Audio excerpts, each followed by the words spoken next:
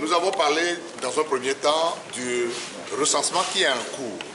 Vous savez que nous avons appelé au boycott de ce recensement pour plusieurs raisons que nous avons évoquées. Vous savez que la CENI, qui est l'organe qui organise justement ce recensement actuel, c'est une CENI composée uniquement des gens du pouvoir. Or, nous savons que pour que cette CENI puisse faire correctement son travail, il faut qu'elle soit consensuelle, composée consensuellement. Et d'ailleurs, c'est ce que dit la feuille de route, qu'on doit recomposer la CENI. Ils ont finalement résisté, enfin, ils ont résisté pendant longtemps, mais ils ont finalement accepté que la CENI soit recomposée. Nous avons envoyé nos 8 noms à la CENI.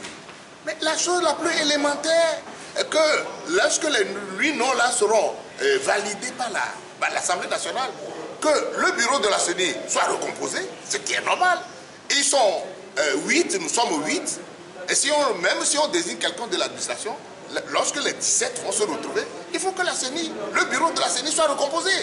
Il faut que de nouvelles attributions soient faites. Qui va s'occuper de logistique, qui va s'occuper de la comptabilité. C'est comme ça que la CENI va commencer à travailler.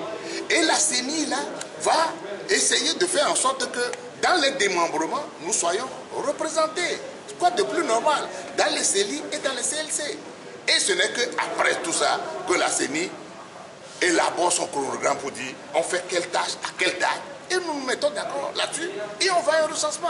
Mais lorsqu'on ne le fait pas et qu'eux ils disent, et ils ont déjà commencé quelque chose sans nous, et de venir appuyer ce qu'ils ont commencé, nous trouvons la situation totalement incongrue. Parce que s'ils ne veulent pas de fraude, s'ils veulent réellement que les élections soient transparentes et ils veulent véritablement que la crise finisse au Togo, mais je ne sais pas pourquoi ne pas perdre une semaine ou deux pour que nous puissions régler ces problèmes-là avant d'aller à quelque chose de consensuel.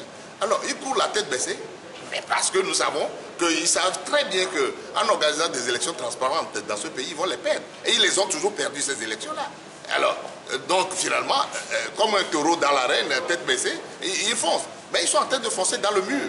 Parce que ce qu'ils sont en train de faire là ne réglera pas le problème du Togo, ne réglera pas le problème de la crise, ne réglera pas la crise togolaise.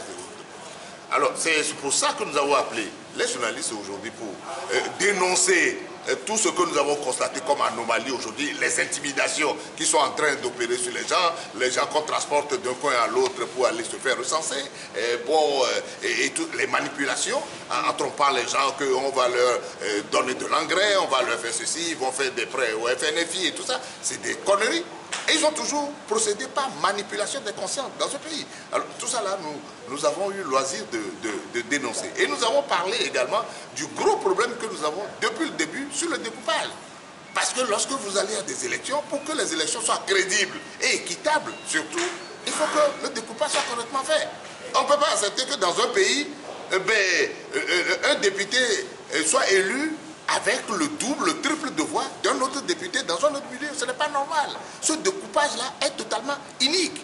Ce problème, on l'a posé il y a des années, mais on n'a jamais trouvé de solution. Mais nous disons aujourd'hui qu'avec la présence de la CEDEAO, que ce problème-là soit résolu et que pour une fois, nous disions que nous sommes allés à des élections réellement transparentes dans ce pays pour nous sortir des difficultés dans lesquelles nous sommes aujourd'hui. Vous aviez fait une étude, vous avez demandé une étude sur la question du découpage. Quel est l'objectif de cette étude? Mais c'est pour éclairer justement l'opinion sur la sincérité de ce que nous sommes en train de dire.